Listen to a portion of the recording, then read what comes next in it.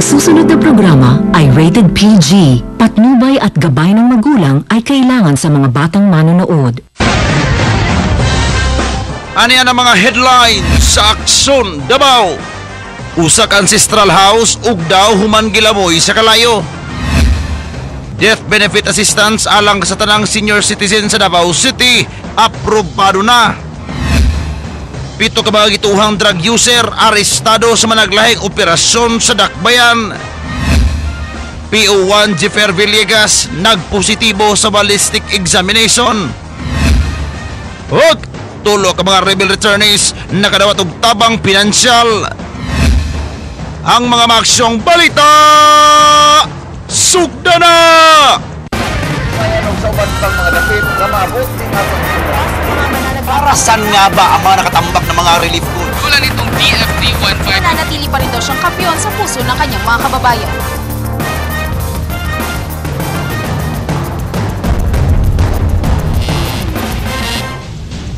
Davao, Southern Mindanao, mayong hapon, adlaw nga Martes, Setyembre 16, tuig 2014. Kauban ang inyong mga muaksyong tigbalita atod namo ang mga balita o impormasyon nga angay ninyong masayran. Kini si Micah Portadera. Live sub kitang madunggan sa Radyo 511.9 News FM. Kini si Jem Avanceni Arenas. Partner, may hapon mga kapatid, nagpositibo sa ballistic examination si PO1 Jeffer Villegas. Ang pulis nga nakabangi ni Willie Coral una kini gipatay. Uganang sa kumpletong detalye atong makauban si Mike Pasco live. Mike? Yes, Jem and Mike, gihuban usab nga gipaubos sa ballistic examination ni atong Sabado ang 9mm pistol ni PO1 Jeffer Villegas o gipaubos usab kini sa paraffin test gahapon sa hapon. Jem, igawas na ang resulta ug sasama sa iyong giingon nagpositibo sa ballistic examination ang pistola ni Villegas. Nagpositibo sa gihibong ballistic examination ang armas ni PO1 Jeffer Villegas. Ang pulis sa Toril PNP nga una nang nalambigit sa pagpusil patay kang Willie Coral. Kini ang gikumpirma ni Police Superintendent Marvin Pipino ganihang buntag. Ang ballistic test niya is positive. So nag-render ng result na positive.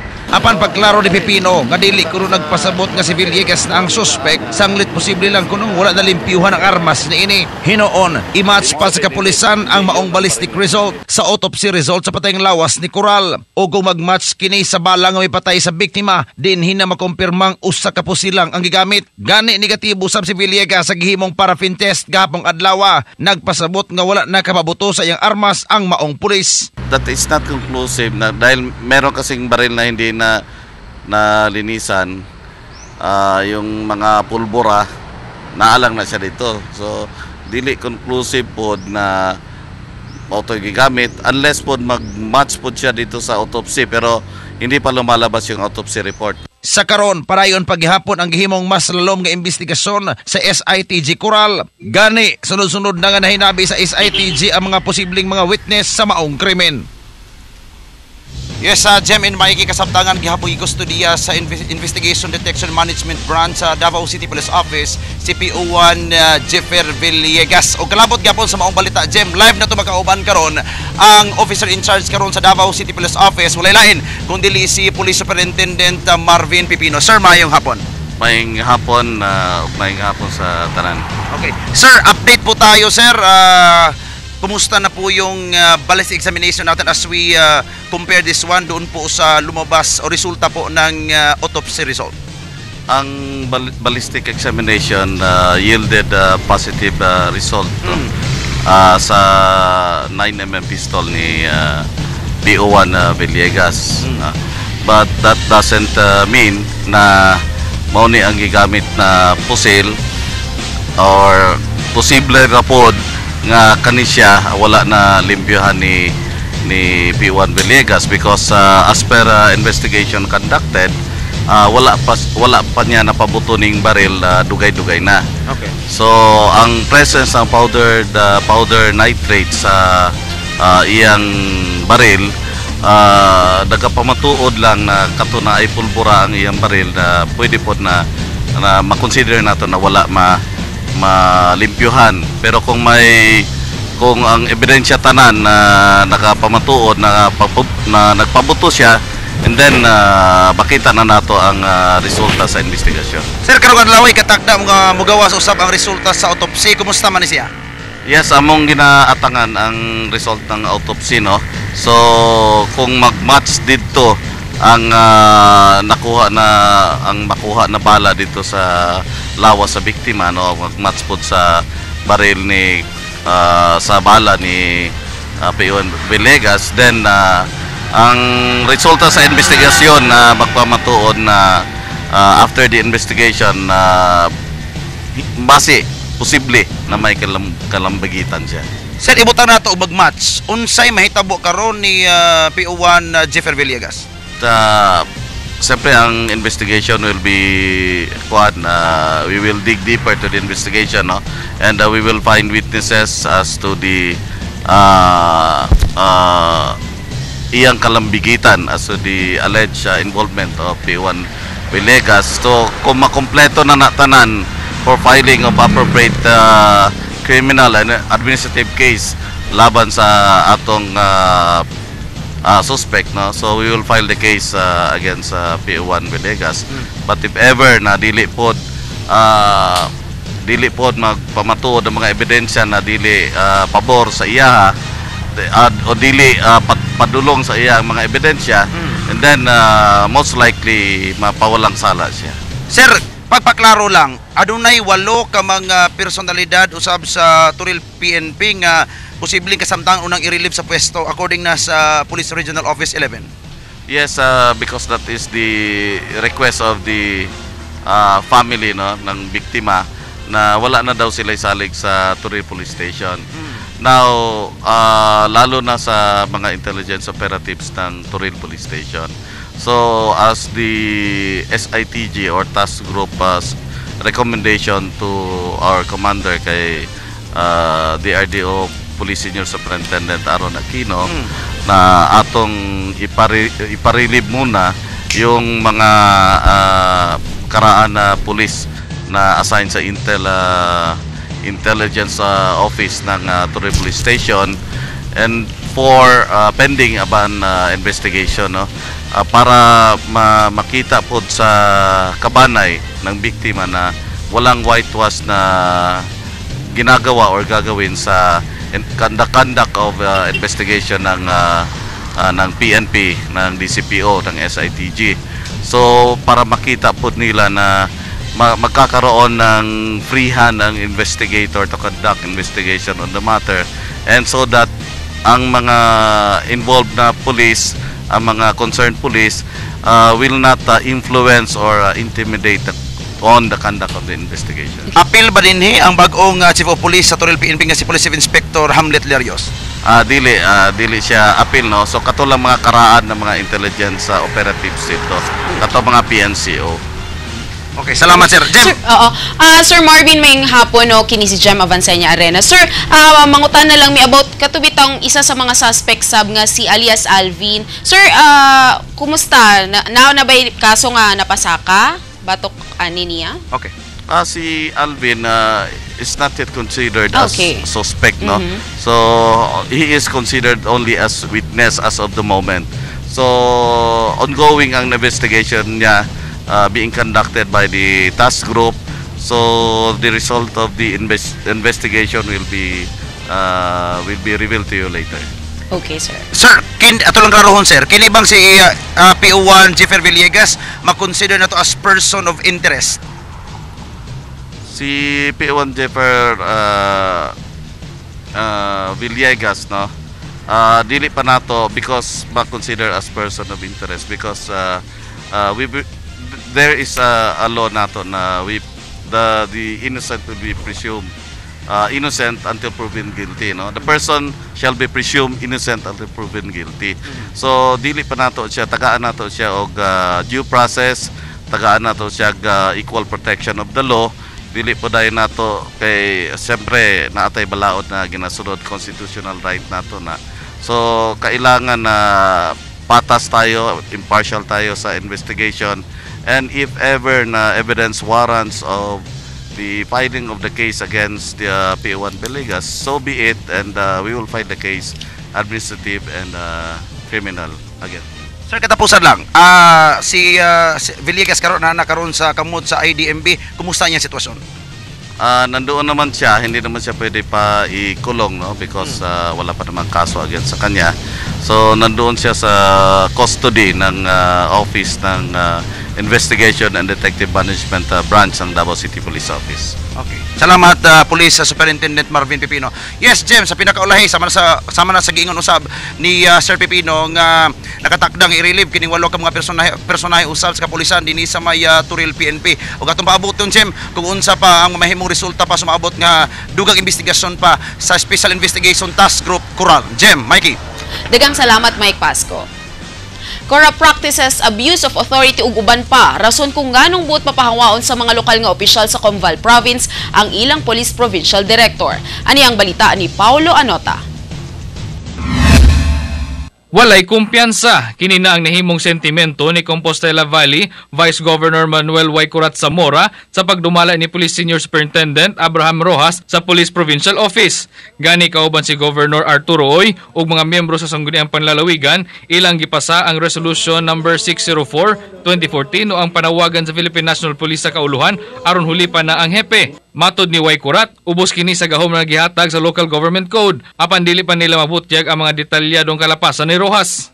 Kasi ang word nga loss of confidence, dako na siya nga definition ba kanang in general. Unya kana pod siya is a concerted effort of the leaders during the interview sa ilaha. Ana po yung mga katong willing nga mistorya gud unsa. Pero katong na may mga butang nga pwede dapat nato proteksyonan, di ba? Subay sab sa reklamo nga gipabot sa Combal ngadto sa PRO 11 sa milabahing semana, padayon ang investigasyon sa fact-finding team nga gimugna sa maong buhatan. Dili sa buot mo komento si Rojas sa maong issue o gipasalig na lang ang iyang kaugmaon si Provincial Director ngadto sa investigasyon. No comment muna ako. Bahala na muna region. No comment. Apan bisan pa kuno nga mapamatud-ad nga walay basehan ang reklamo sa Combal LGU, sumala ni Vice Governor Zamora padayon ang ilang panawagan nga tanggalon sa pwesto si Rojas. At manon na lang sab ni Rojas ang trabaho ni ini, labi nga responsibilidad na sa kapulisan ang pambantay sa kalinaw sa probinsya. Human nga gideklara na nga NPA infested free na ang lungsod sa Nabunturan. We will be just more vigilant and we will just be very careful on our daily operation. Sa finding nila, na-discover nila, may sulti sila nga, dili tinuod na mong gisulti.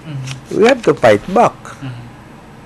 And then we will be able to divulge hasta ang katong gimitingan namo sa executive session. Unod sa mga resolusyon o reklamo ang grave abuse of authority o discretion, corrupt practices, huyang sa pagsulbad sa krimen o relasyon sa mga chief of police, batok kang Rojas. Umaaksyon, Paulo Anota, News 5. Death benefit assistance alang sa tanang senior citizen sa Davao City, aprobado na butang nga labing ikalipay sa mga edaran. Umaaksyon si Irene de la Cruz. Dako ang kalipay sa 63 anyos nga si Gregoria Esmeralda dihang nahibalaan nga nakapasan na sa third reading sa konseho. Ganin ang buntag ang giduso nga ordinansa nga maghatag sa mga senior citizens sa Davao City og death benefit assistance. Yung lipaya kayo kung mahitabo yun na kung tinuod. At least not kayo mabilin sa atong pamilya kung nagkalisod-lisod, at least hindi na sila magkautang-utang kaya na sila ipang gamit sa pagkamatay sa ilang parents. Ang presidente sa Mintal United Senior Citizen Association nga si Franklin Aquino, dako sab ang pasalamat sa anglit kapin 500 ka mga senior citizens sa ilang lugar ang makabenepisyo sa maong ordinansa. Kami pasalamat kay Miniato kay dako kay tabang sa among mga kauban ng mga seniors. Sumala sa nagpropose sa mga ordinansa nga si Councilor Danilo Dayang Hirang, 5,000 pesos ang ihatag nga cash assistance sa mga nahibiling kabanay sa mga bona fide senior citizens sa Davao City nga namatay. Tanang senior citizen nga mamatay sa Davao nga diri nagpuyo, they can file for 5,000 death benefit gikan sa City of Davao. Now, ang makadawat niini is based on the kinship. No? Kung wala naging relative katong nagbantay, then ipakita ang proof of affinity dito sa OSCA, pinaagi sa pagpresenta sa ID sa namatay ug ubang pang mga prueba like death certificate, valid ID sa government IDs like SSS, GSIS. Kinahanglan bona fide resident sa Davao City ug miyembro sa Office of the Senior Citizens Affairs ang usa ka idaran aron makabenepisyo. Gipaklaro usab sa konsehal nga dili na sakop sa maong ordinansa ang mga senior citizen nga nangamatay na kaniadto. Prospective ba ang balaod nagaatubang man in advance, dili na pwedeng mubalik. Gilauman nga sa hinanaling panahon, mapermahan na ni Mayor Rudy Duterte ang nahisgutang ordinansa. Umaaksyon, Irene de la Cruz, News 5. Sa ancestral house ug daw human nga gilamoy sa kalayo ang tibok aksyon nakuha ni Derma Lingalan.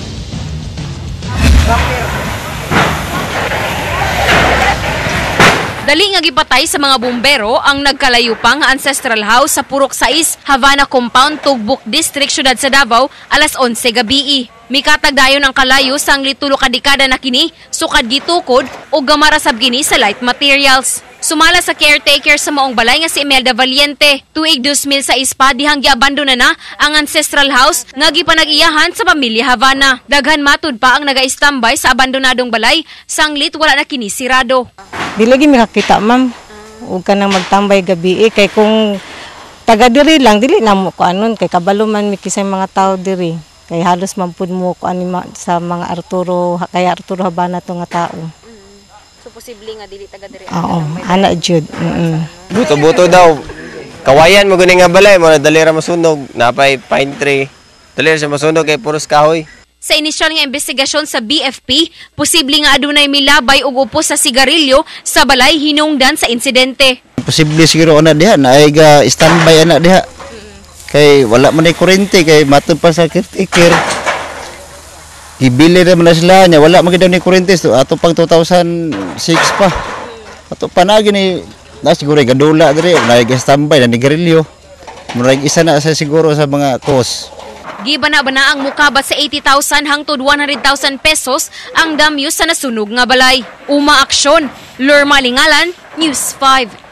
Mukabot sa kapin kun kulang 500,000 pesos ang damyo sa nitabong sunog pasado alas 12 ganinang udtos sa Pag-ibig Homes, Libra Street, Catalonia Grande ning syudad. Ang maong balay gipanag-iyahan sa pamilyang Ferran. Sa inisyal nga investigasyon sa Tolomo Fire Station, karaan na matod pa ang mga wiring sa maong balay, rason nga nagka-electrical short circuit. Dugay na sa balay, ang ilang mga wiring direct lang sa kaning mga kahoy gani. So probably nabasig na yung mga garas dito itong mga wire. Tungod sa init sa panahon, nag-short circuit. Kaya naapod ko sa work, itawagan lang po ko sa kong auntie about sa situation diri. Wire niya is wala siya naka-PVC. Bugat nga traffic sa Buhangin area gireklamo sa mga motorista. Mao kini ang balita nga giaksyonan ni Irene de la Cruz. Traffic! Mao kana ang usa sa mga problema sa mga dagkong syudad sama sa Davao City. Gawa sa walag tuo nga konstruksyon sa mga kalsada ug nagkadaghan nga mga establishmento.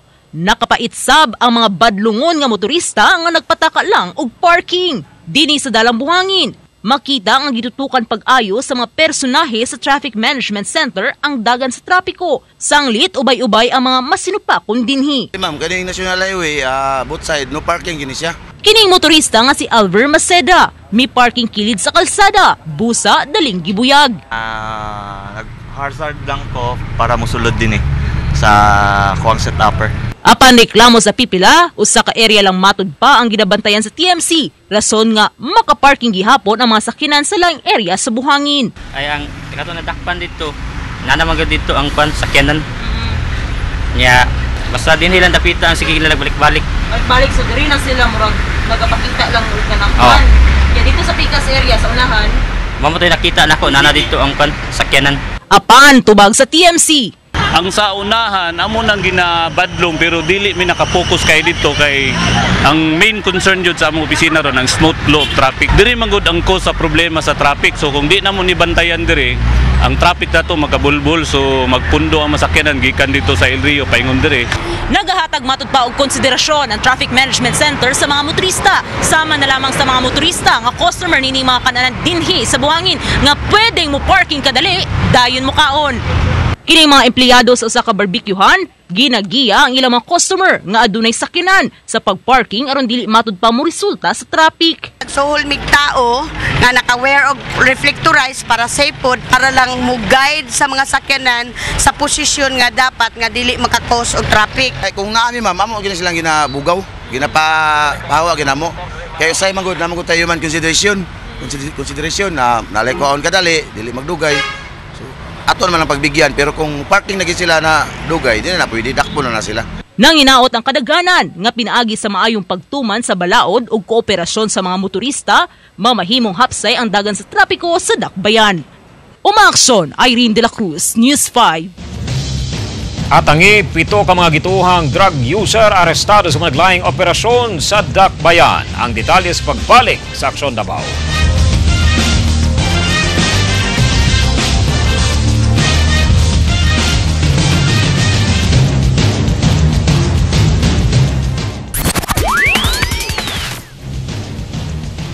Upat ka man naghigala, arestado human makuhaan og mga illegal nga droga sa barangay 76A. Samtang sa Katalunan Grande, laing 3 ka lalaki ang nadakpan nga nagayup-yup sab og illegal nga droga. Mao kini ang balita nga giaksyonan ni Lorma Alingalan. Preso karon sa Santa Ana Police Station ang upat ka man naghigala nga sila Jomar Omar, Nicasio Manocasi, Carlo James Baila ug Mansur Jamili human makuhaan og mga illegal nga droga ato sa foot patrol sa kapulisan sa area sa barangay 76-A, Quezon Boulevard, Davao City. Pasado alas 12 ganinang kadlawon. Nakuha sa mga dinakpan kining upat ka pakete sa mga gituuhang shabu. Sumala kang Omar nadala ra kini sa iyang 3 ka barkada. Gamit. Anong kinahanglan niyo magamit? Asa mo nakabalwa na? Sige na. Tarong, markada raw.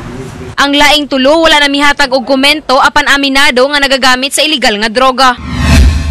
Pipila lang ka minuto ang milabay. Laing 3 na sab ang nadakpan human naaktuhan sa TF Davao nga nagayup-yup og marijuana sa usa ka farm sa Gonzales Avenue, SGR Village, Katalunan Grande. Ang mga dinakpan mao sila Diego Dawa, Wilnard Awel ug Rickpoy Ampa, kinsa pulos mga handler og manok. Sumala kang Corporal Jasper Tamala, Detachment Commander sa TF Davao sa Katalunan Grande. Nag-inom ang 3 ug ilahalang untang nga buyagon kabahin sa liquor ban. Nagkataon na pag-ikot namin sa SGR Village.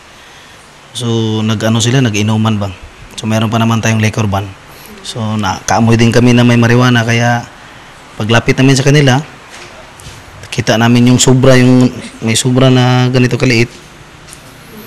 Tapos binuksan namin yung Tupperware, nandun yung marijuana. Posible sad nga nagapamaligya ang 3 sa maong area tungod sa ubay-ubay nga marijuana ang nasakmit kanila. Ganina gisangat na ang kasong paglapas sa RA 9165 kon Comprehensive Dangerous Drugs Act batok sa mga dinakpan. Umaaksyon, Lerma Alingalan, News 5. Gipreso sa Talomo Police Station ang first-year architecture student nga si Alvin Humaway. Human kini matod pa nang ulata sa iyang textmate sulod sa usa ka in sa Matina Apply ning syudad sa Davao gabi. Sumala kang Humaway, mag-usa ka bulan na sila nga textmate ug nagakita ni alias Meme. Wala na sab kunoy na itabo kanila. Buot lang unta niya nga i-check ang cellphone sa iyang textmate apan dili ni hatag ang cellphone. Inungdan nga iya kining gidapatan. Sumala sa on-duty nga pulis nga nakahigagom og ang biktima og pipila kasamad og punog sa nawong. Inungdan nga dali kini nga nagpatambal sa ospital. Ngod sa cellphone lagi nga dili na ako naman sa gusto na ma-confirm kung nga ba siya uyab na gud kay lain man gunang mag-uyab ka ay maglab ka og siya uyab lain di ba.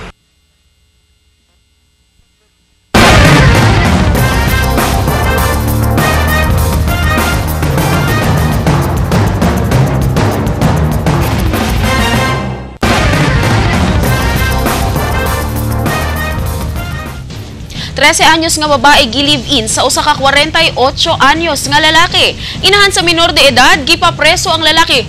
Mao kini ang balita nga giaksyonan ni Rose Ramos.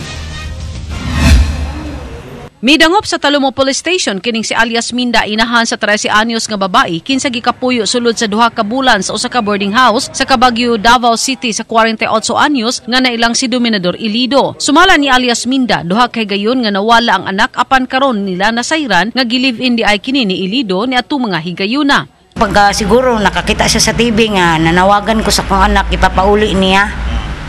Ni uli gyud na akong anak atong kuan lang February 8. Ngunya nawala na po na siya og balik mga April 29.